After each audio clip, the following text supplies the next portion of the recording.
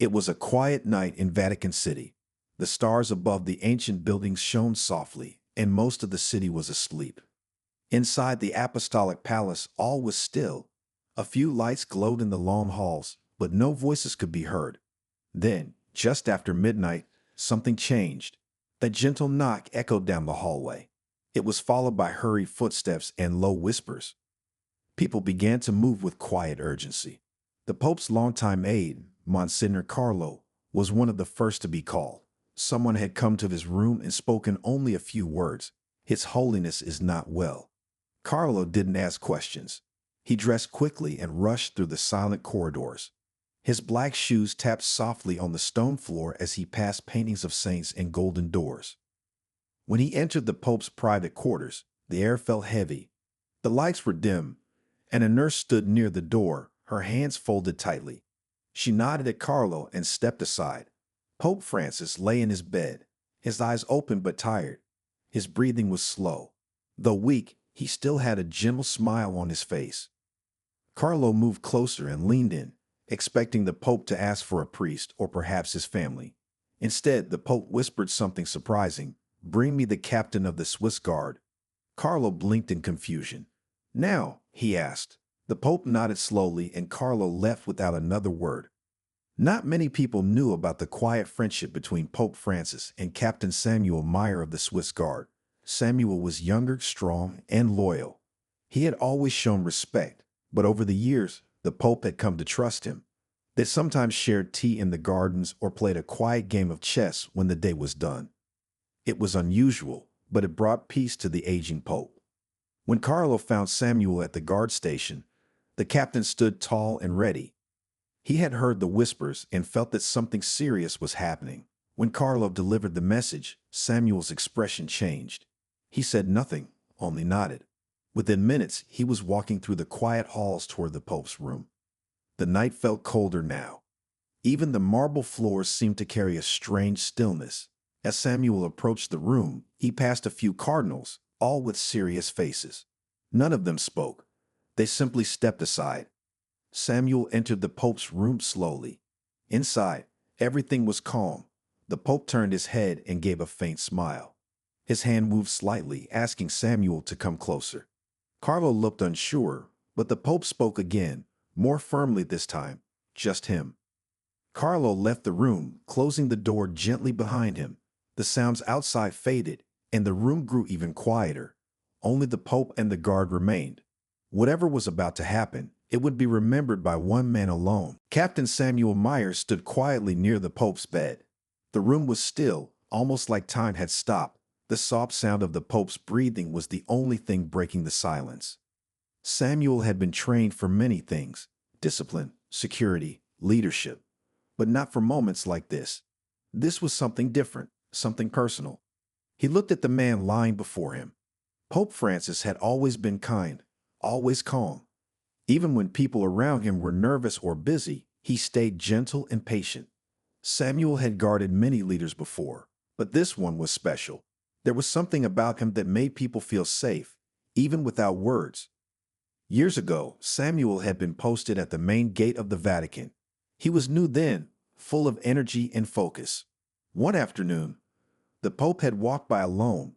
Instead of passing by, he had stopped and asked Samuel where he was from. Surprised, Samuel had answered, "Switzerland, Your Holiness." The Pope had smiled and asked, "Do you like the food here?" From that simple question, a quiet friendship began. Over time, they spoke more often, sometimes during a break, sometimes after a ceremony. They didn't talk about important world matters. They spoke about simple things: books, weather, the view from the garden. One day, the Pope asked Samuel to join him for tea. Samuel wasn't sure if it was allowed, but he went. From that day on, they shared quiet moments whenever they could. No one else was usually there. It was never about orders or duty, just two people speaking as equals. Now, years later, Samuel stood beside the Pope once again, but this time the moment felt heavier. The Pope's hand reached out slowly. Samuel stepped closer and knelt by the bed. He didn't say anything. He just listened. The Pope's voice was soft, like a breeze. "You always stood nearby," he said. "I watched you more than you knew. I trusted you. not just as a guard, but as a witness. Samuel's eyes stayed focused on the Pope's face. He felt the weight of those words. He had never expected to be part of something so personal. He had always thought his role was to protect from a distance, not to be this close to a man's final hours. I ask for you, the Pope continued, because there's something I must leave behind, something only you can carry. Samuel nodded slowly. He didn't know what the Pope meant, but he knew he would honor whatever came next. He wasn't just a guard anymore. In that quiet room, he had become something more, a listener, a keeper of the Pope's final truth. The Pope gave a faint smile, then closed his eyes for a moment. The lamp on the table flickered gently. Outside, the city remained quiet. Inside, a silent promise was made between two men, one near the end of his journey and the other just beginning to understand its meaning. The room was calm, almost too calm. Pope Francis lay still in his bed, the soft glow of the oil lamp casting gentle shadows on the walls. The air was thick with the feeling of something important, something heavy. The nurse had quietly left the room, and now only Samuel remained. He could feel the weight of the silence pressing down on him, but he stayed quiet, knowing that this moment belonged to the Pope. The Pope's breathing was slow but steady. It had become shallow over the last few hours, and there was a sense that time was slipping away faster than anyone realized. Yet, the Pope's eyes remained open. His gaze, though tired, still had that familiar warmth, the kindness that had always defined him. He didn't look afraid. He wasn't in a rush. He was simply waiting. Samuel knelt beside the bed, trying not to disturb the stillness. The silence between them stretched on, but it wasn't uncomfortable. Samuel knew that the Pope wasn't asking for anything more than his presence. There were no demands, no words of instruction, just a quiet understanding that this moment, though heavy, was shared between them. After what felt like an eternity, Pope Francis moved his hand slightly, reaching out to touch Samuel's arm. The captain looked up, and the Pope's tired eyes met his. There was no need for words. Samuel understood. The Pope wanted him to stay close. With a deep, slow breath, Pope Francis finally spoke, his voice barely a whisper. The world will change, Samuel. You'll see it. But always remember, the most important thing is kindness. His words were simple, but they carried weight, like they had been waiting years to be spoken. Samuel nodded, though he wasn't sure he fully understood. The Pope had always been a man of great wisdom, but now, in these final moments, his words seemed to carry even more meaning. Kindness. It sounded simple, but Samuel knew that it wasn't always easy to live by. He wondered if the Pope had been telling him this because he saw something in him, or perhaps because the world ahead would need that reminder more than ever. There was another pause, a long one this time. Samuel remained kneeling, watching the Pope's eyes as they seemed to drift towards something far away. Maybe to a place beyond this room, beyond this world, he couldn't tell. With a sudden, gentle movement, the Pope's hand fell back to the bed. His breath slowed even further, and for a moment Samuel thought he had stopped breathing altogether. But then the Pope's eyes fluttered open once more, and he gave Samuel a small, tired smile. "Thank you," he whispered, his voice barely a sound. "Thank you for being here." Samuel's throat tightened, and he nodded, unsure of what to say. His heart was heavy with the realization that the Pope, the man who had guided so many, was now leaving the world behind. But Samuel also knew that the Pope's words would stay with him, like a quiet promise. Kindness. Always kindness. As the night grew even quieter, the room seemed to fill with an unspoken understanding. Samuel stayed by the Pope's side, keeping watch in silence, knowing that this was a moment that would stay with him forever. Pope Francis lay quietly in his bed, his breathing slow but steady. The room remained still, with only the soft flicker of the oil lamp casting a warm light against the walls. Samuel remained kneeling beside the bed, his hands resting calmly on his lap. He didn't know what more to say. The Pope's quiet words about kindness echoed in his mind, but there was something else, something more. After a long silence, the Pope's voice broke the stillness once again. It wasn't a question, but rather a confession, something Samuel wasn't expecting. "Samuel," the Pope whispered, his voice weak but clear, "there's something I must share with you." Samuel leaned in slightly, His brow furrowed in curiosity. He had never heard the Pope speak like this, so personal, so open. The Pope had always been a man of great strength and dignity, but now, in these final moments, he seemed different. It was as if he was letting go of something deep inside, something that had been hidden for years. The Pope's gaze shifted, not meeting Samuel's eyes but looking out the window, as if seeing something far beyond the walls of the room. There was a time, the Pope continued, when I failed someone I should have helped. Samuel didn't speak. He simply waited, unsure of what the Pope meant. He had known the Pope for years, but this was a side of him Samuel had never seen before. The Pope's hands twitched slightly as if searching for something to hold on to, but there was nothing there. During the time of the dictatorship in Argentina, Pope Francis continued, his voice steady but filled with regret. There were moments when I could have done more. I could have spoken out, but I didn't. I didn't want to risk losing my position, my safety. Samuel's heart tightened as he listened. He had known bits and pieces of the Pope's past, but hearing this confession, so raw and vulnerable, was something else entirely. It was a weighty truth, one that Samuel never imagined the Pope would share. There was a man, Pope Francis said, his eyes clouded with a distant memory, a man who needed my help. He was in danger, and I didn't act. I didn't offer the support he deserved. I chose to stay silent, and I regret that every day. Samuel felt a pang of sadness for the Pope. He could see the pain in the Pope's eyes, the deep sorrow of a man who had spent a lifetime trying to do good but had fallen short in one important moment. It wasn't the Pope's public speeches, his powerful words of faith, that made him human. It was this admission of a failure. I never told anyone about this, the Pope whispered. But you are someone who listens, and before I go, I needed to say it. I needed you to know. Samuel felt a deep sense of responsibility. This was more than just a confession. It was a moment of trust, of vulnerability. The Pope had chosen him, the captain of the Swiss Guard, to hear his deepest regret. Samuel nodded slowly, unsure of what to say. There were no words that could undo the past, no words that could heal the Pope's regret. But he knew that in this moment, he had been given a rare gift. The Pope had shared something with him that he had never shared with anyone else. Thank you, Pope Francis said softly. Thank you for being here. Samuel remained by the bed, the weight of the Pope's words settling in his heart. The room was quiet again, the only sound the soft ticking of an old clock on the wall. Samuel sat beside Pope Francis, still absorbing the weight of the Pope's confession. The air felt heavy with unspoken things. The Pope had shared his deepest regret, something that Samuel would carry with him forever, and yet there was more. After a few moments, Pope Francis stirred slightly. His hand, weak but steady, reached under his pillow and pulled out an old, yellowed envelope. Samuel looked at him, unsure what to expect.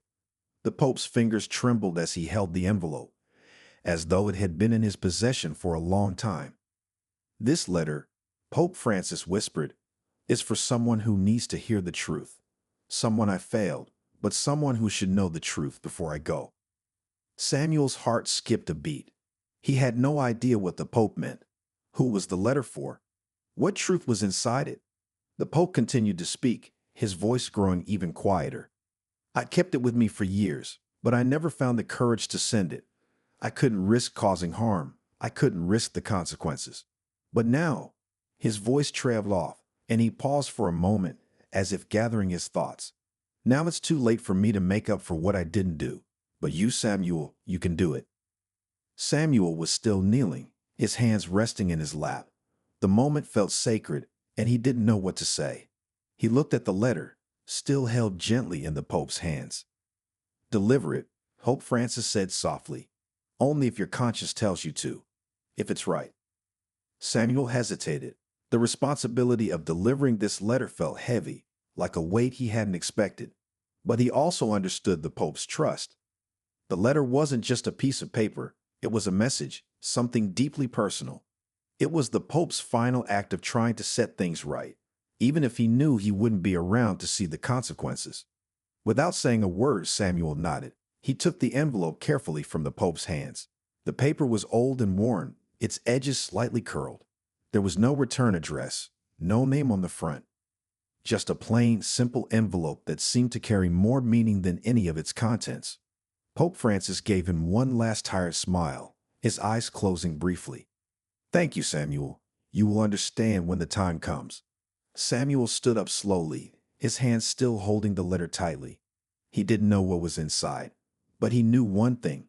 This was a moment he would never forget.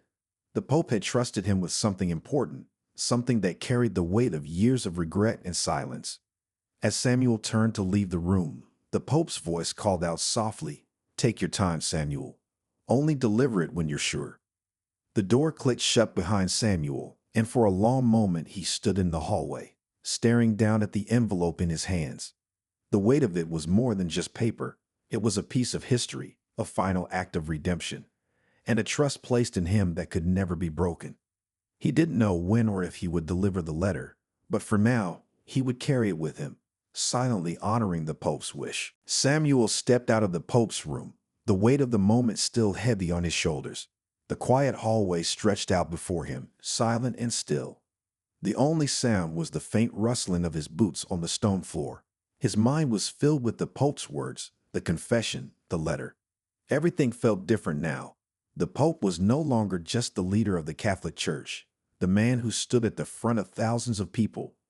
In this moment, he was something more human, vulnerable, full of regret and wisdom. As Samuel walked, he thought about the letter. What was inside it? Who was it for? He didn't know. He only knew that it was now his responsibility, his burden.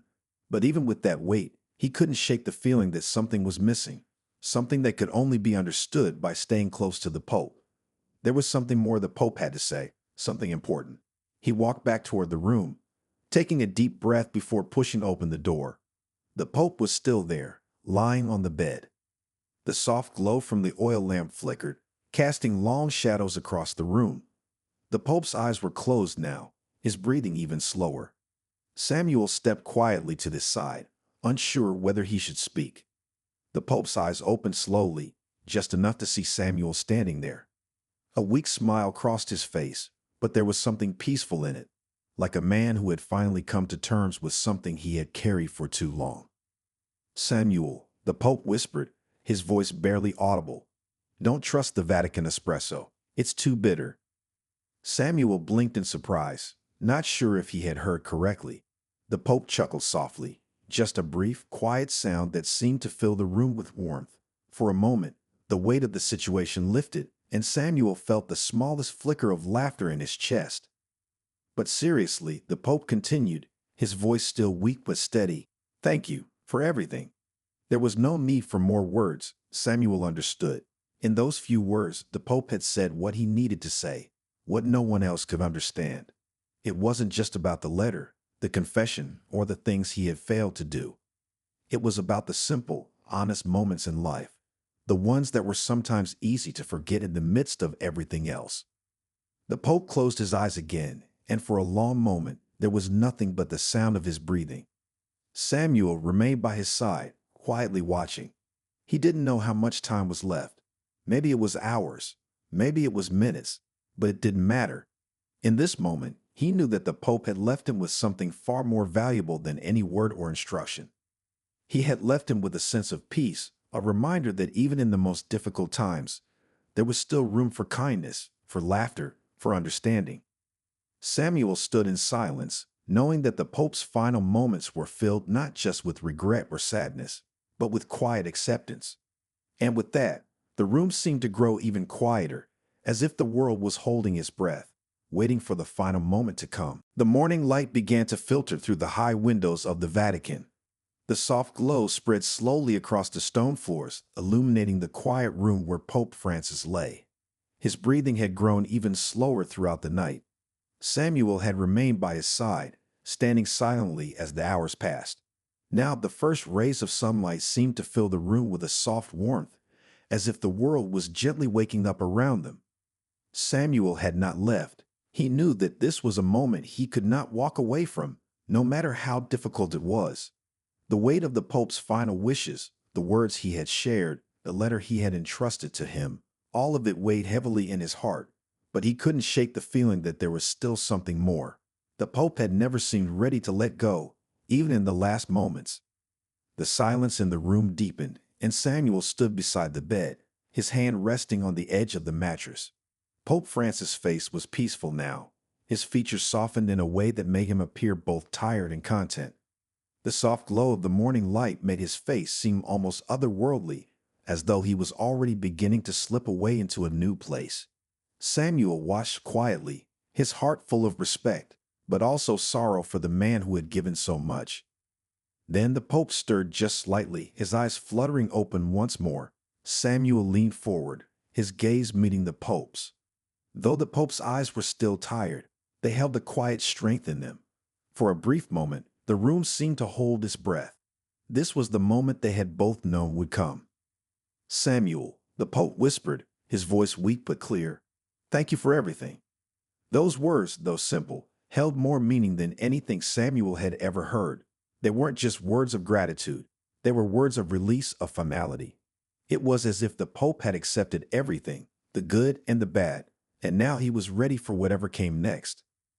Samuel nodded, but his throat tightened, and for a moment he couldn't speak.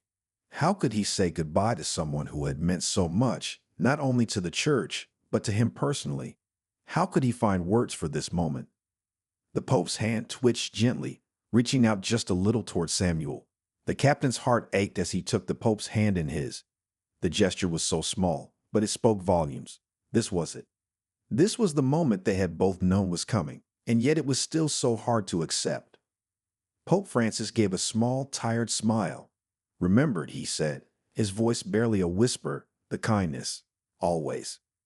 Samuel's eyes filled with tears, but he held them back, knowing that the Pope didn't want him to mourn. He wanted him to remember the good, the lessons of love and kindness that had shaped his own life. "Goodbye, Your Holiness," Samuel said softly, his voice thick with emotion. "Thank you." The Pope's eyes closed once more, and this time they did not open. Samuel remained by his side for a long while, quietly watching. The room was silent, the light outside growing brighter as the world continued to move. But inside that room, time seemed to stand still for just a little longer. As Samuel stood alone by the bed, holding the Pope's hand, he knew that this was the end of a chapter, but it was also the beginning of something new. The Pope had passed on, but his legacy would live on forever. And with that thought, Samuel gently placed the Pope's hand back at his side, his heart full of gratitude and respect for the man who had taught him so much.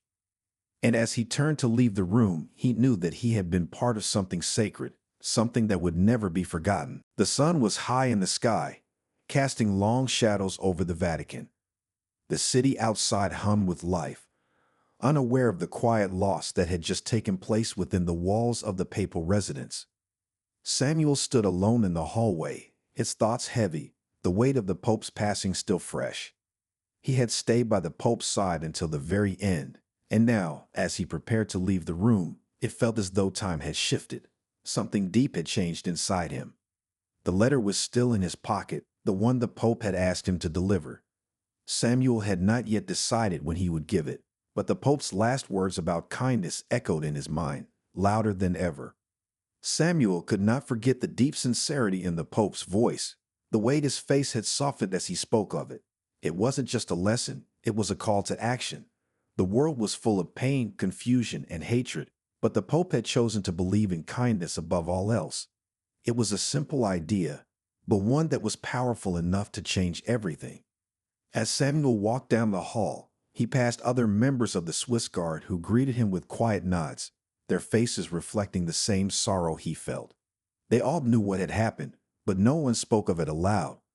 The room where Pope Francis had spent his last moments was now silent, but the echo of his teachings would linger long after his departure. As he walked outside into the courtyard, Samuel paused for a moment, looking up at the bright blue sky. The world seemed to continue on without missing a beat, but Samuel knew that nothing would ever be the same. The Pope was gone, but the message he had left behind would remain in the hearts of everyone who had ever been touched by his words and his actions. Samuel felt the cool breeze on his face, and for a moment he closed his eyes, allowing himself to take a deep breath. He remembered the quiet strength of the Pope, the way he had always sought to make the world a better place with every decision, no matter how difficult. Samuel could still hear the Pope's final words, the reminder to always choose kindness. It was a simple thing, but Samuel now understood just how powerful it could be.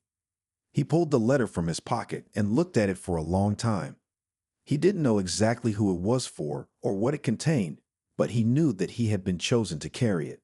It felt like a responsibility, one that he would not take lightly. The letter was a part of the Pope's legacy, and Samuel would honor it, just as he would honor the man who had taught him the most important lesson of all. As Samuel turned toward the gate, he knew that his journey had just begun.